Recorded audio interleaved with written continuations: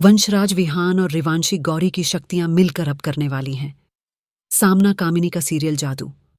तेरी नजर में जल्द ही आपको दिखेगा कि कामिनी अपना इंसानी रूप लेने के लिए, अपने बेटे दावंश को अपनी तरफ करने के लिए सारे हथकंडे अपनाती है, लेकिन वीणा उसे देखकर आईने में करती है, सवाल बताती है।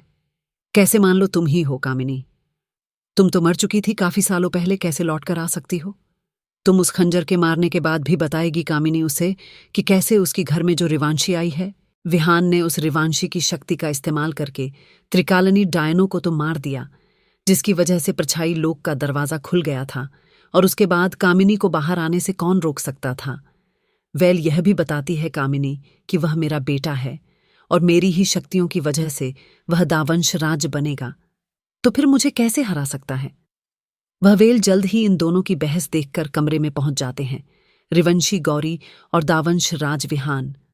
अकेले विहान की शक्ति बेशक डायन को नहीं हरा सकती, लेकिन जब उसकी शक्ति के साथ मिल जाएगा रिवांशी की शक्ति, तो फिर डायनों की क्या औकात पूरी द वंश को खत्म करने की शक्ति रखती है।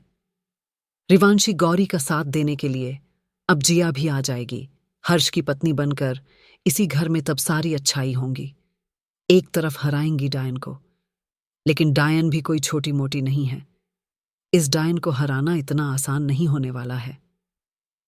वेल दोस्तों, आपको दिखेगा कि प्रथम वंशियों के घर चलाने के बाद अब प्रथम वंशी जल्द ही आएंगे विहान के घर पे, और वीणा को सारी सच्चाई बताते हुए बताती हैं कि उनके घर का खतरा बढ़ गया है, लेकिन उनकी शक्तियां भी बढ़ी हैं।